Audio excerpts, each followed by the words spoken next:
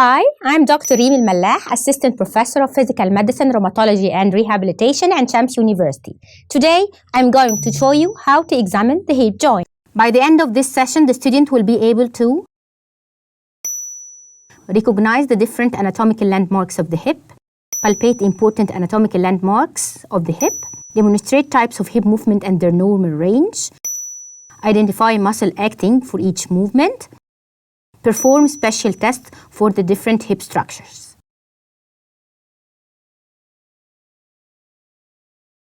The hip joint is a ball and socket joint. It connects the trunk with the lower limb. It communicates between the acetabulum and the femur. صباح الخير. أنا دكتورة ريم الملاح. أنت اسمك إيه؟ أحمد علي. عندك كم سنة يا أحمد؟ 18. تسمح لي أفحص من مفصل الفخذ بتاعك؟ ماشي حبيبي.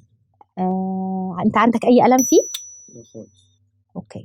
The patient should be bared from the waist down and probably he will be wearing shorts. We will take a look from front to see if there is pelvic tilting, scars, quadriceps wasting or foot deformity.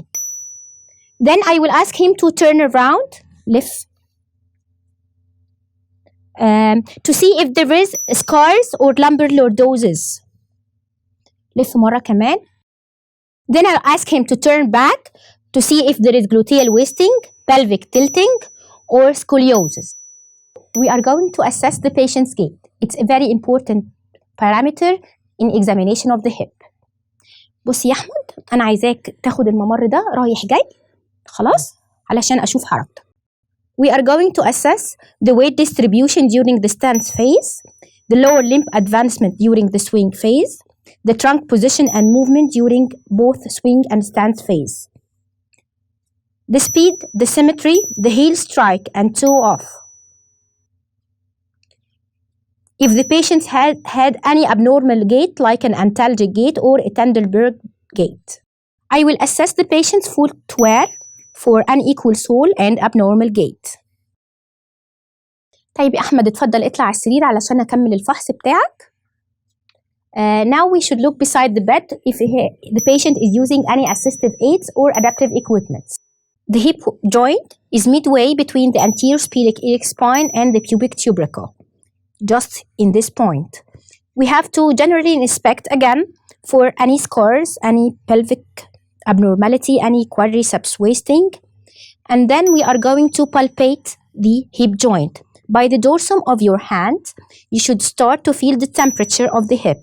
You will compare it with the other side and compare it with up and down.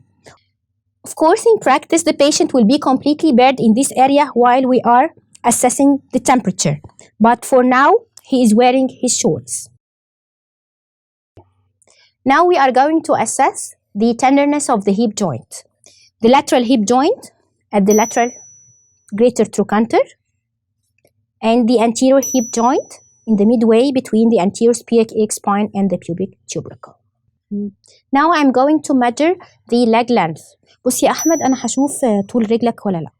The first thing that we be sure of that the patient is lying flat and completely identical in the bed, no pelvic tilting here, and the leg is completely straight.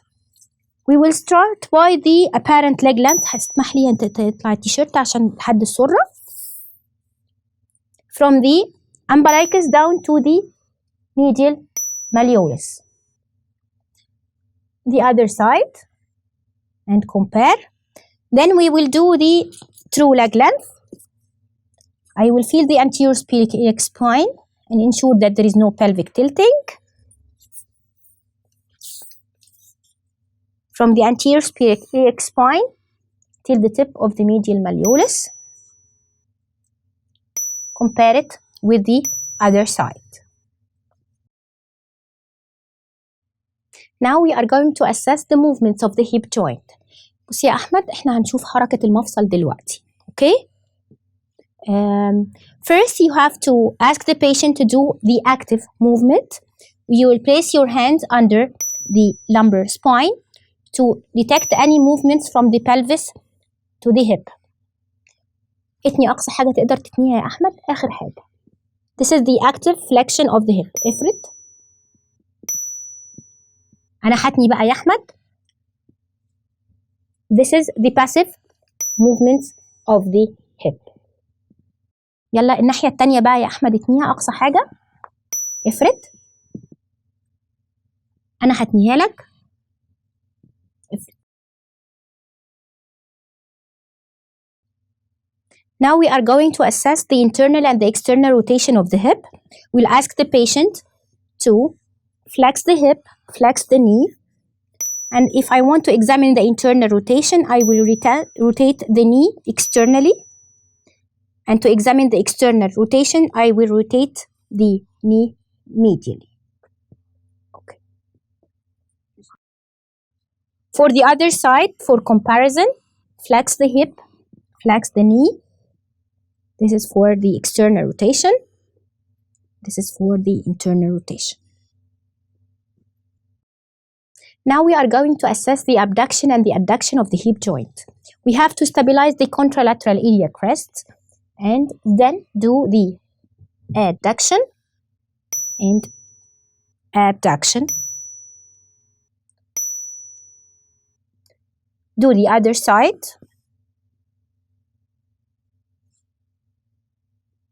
Adduction and abduction, normal range till 45 degrees from the midline. هستأذنك يا أحمد ممكن تلف تنام على وشك. The hip extension will we stabilize the same side of the hip and do the hip extension. The other side. تقدر تلف يا أحمد تاني وترجع تلف على ظهرك. Now we are going to do a special test, the Thomas test, to detect any flexion deformity in the hip joint. I will place my hand under the lumbar spine to obliterate if there is any lumbar lordosis, and we'll do flexion of the hip. I will see the contralateral side should be lying completely straight on bed. If there is any flexion deformity, here there will be raised over the bed. Do it for the other side.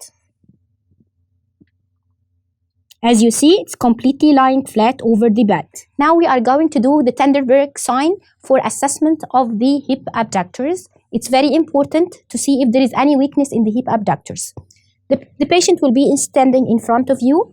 You are going to stabilize the iliac crest with both your hands and feel them, and ask the patient to raise his leg while you are supporting the patient. حط ايدك عليا يا أحمد. ارفع رجل واحدة. I will feel that the iliac crest is elevated up. نزل رجلك. ارفع الناحية التانية. نزل.